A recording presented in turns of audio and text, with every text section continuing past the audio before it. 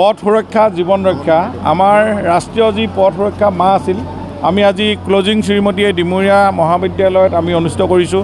স্থানীয় ৰাইজৰ বিপুল সঁহাৰি, আমাৰ এনফৰ্চমেণ্ট, আমাৰ DTO, আমাৰ জিলা আয়ুক্ত কামৰূপ মেট্ৰৰ সহযোগত আৰু এই মহাবিদ্যালয়ৰ অধ্যক্ষ বা শিক্ষকসকল আৰু ছাত্ৰ ছাত্ৰী বা স্থানীয় ৰাইজ সকলোৱে ইমান সুন্দৰকৈ সহযোগ কৰিছে। এই কাৰ্যসূচী আমাৰ সফল সমাপ্তি হৈছে।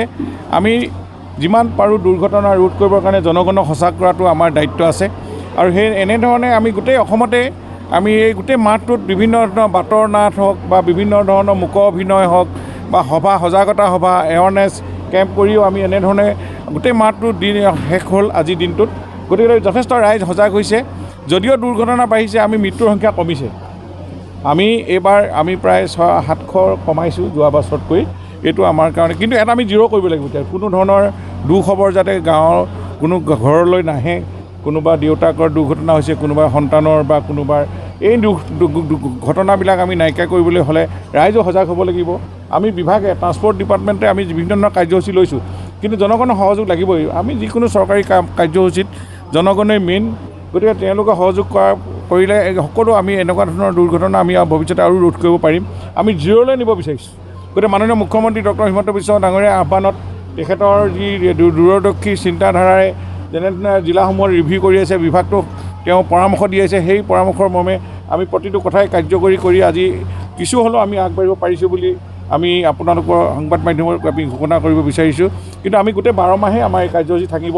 কিন্তু এই মিছন মুডত আমি এইবাৰ মাত্ৰ এমাহটো ৰাষ্ট্ৰীয় যিহেতু আমাৰ পথ সুৰক্ষা মাহ আছিল, আমি এই অসমৰ বিভিন্ন জিলাত এনেধৰণে ময়ো কেইবাখনো জিলাতো নিজেও গৈছোঁ, ৰাইজৰ লগত কথা পাতিছোঁ। গতিকে এই কথাখিনি ৰাইজে জানিব লাগে। ট্ৰেফিক ৰুলটো জানিব লাগে। নিজৰ পিতৃ মাতৃয়ে তেওঁ DTO হ'ব লাগিব, এনফৰ্চমেণ্টো হ'ব লাগিব, পুলিচো হ'ব লাগিব। ঘৰখনৰ পৰা ওলোৱাৰ লগে লগে যাতে হেলমেট পিন্ধিছে নাই, এই গোটেই কথাটো চাব লাগিব। অভাৰ স্পীড হৈছে নি, কোনো মদ খোৱা ড্ৰাইভাৰ আমি যাতে মদ খাই যাতে আমি কোনো গাড়ীয়ে ড্ৰাইভ নকৰোঁ। এনেধৰণৰ ছিট বেল্ট আমাক লাগিবই মাৰিব।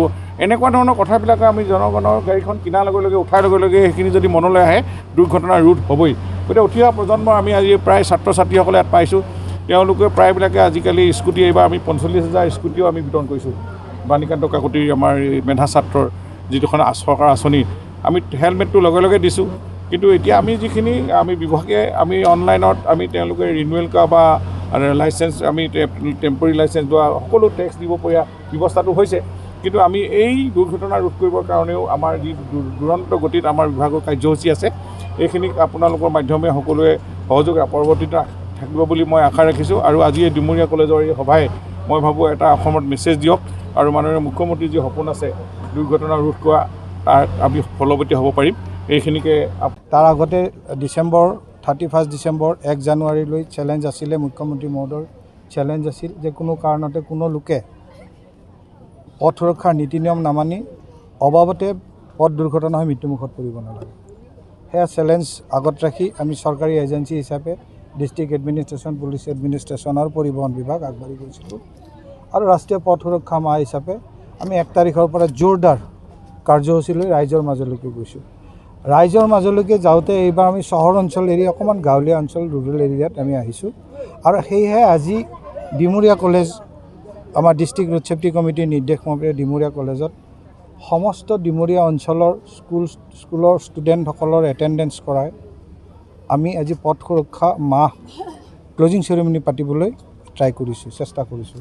সাফল্যমণ্ডিত কিমান হ'লে সেইটো আপোনালোকে ক'ব, কিন্তু আমাৰ প্ৰচেষ্টা অব্যাহত ৰাখিছোঁ। সুন্দৰভাৱে বাইক ৰেলী হৈছে।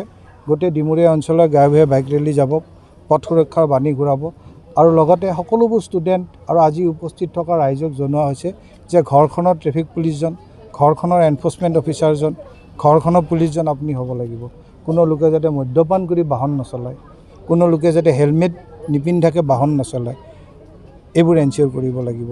লগতে অত্যাধিক স্পীডত গাড়ী চলোৱা, বাহন চলোৱা ইত্যাদি বিষয়বোৰ চাব লাগিব, যিবোৰ আমি প্ৰচাৰ পত্ৰিকাৰ যোগে বিভিন্ন এৱাৰনেছ যোগে আগবাঢ়ি গৈছোঁ।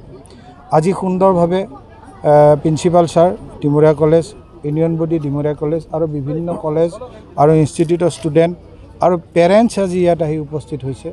আমি ৰাইজলৈ আশাবাদী, পথ সুৰক্ষা জীৱন ৰক্ষা এই মন্ত্ৰটো সকলোৰে ক্ষেত্ৰত উচ্চাৰিত হ'ব। আৰু আজি ইয়াত ছিগনেচাৰ কেম্পিং হৈছে।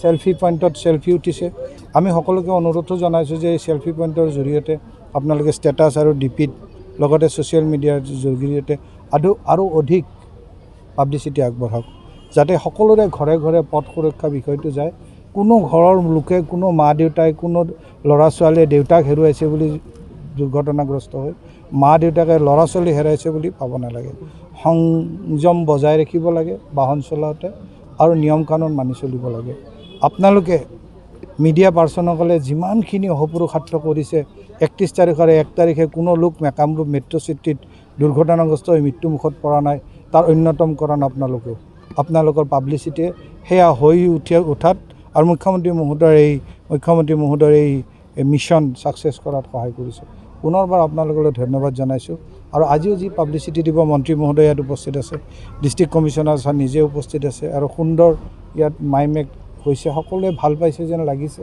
আমি ভাবোঁ ভাল পালে আৰু ভাল লাগিব অধিক মনোযোগেৰে আমি কাম কৰিম পুনৰবাৰ কৈছোঁ যে কোনো কাৰণতে কোনোবাই বেয়া পালেও কামটো এৰি দিয়া নহয় পুনৰবাৰ তেওঁলোকলৈ যোৱা হ'ব এজ এ গুড টিচাৰ যে এজন ছাত্ৰই যদি অংক এটা কৰিব নোৱাৰে তাক বাৰ বাৰ শিকাই দিয়া হ'ব যদি হেলমেট এবাৰ নিপিন্ধে দ্বিতীয়বাৰলৈ কোৱা হ'ব তৃতীয়বাৰলৈ কোৱা হ'ব কৈ থকা হ'ব যেতিয়ালৈকে আনটিল তেওঁ হেলমেট নিপিন্ধে যিকোনো খবৰৰ বাবে যোগাযোগ কৰক 7099017330 লগতে 7099017110 নম্বৰত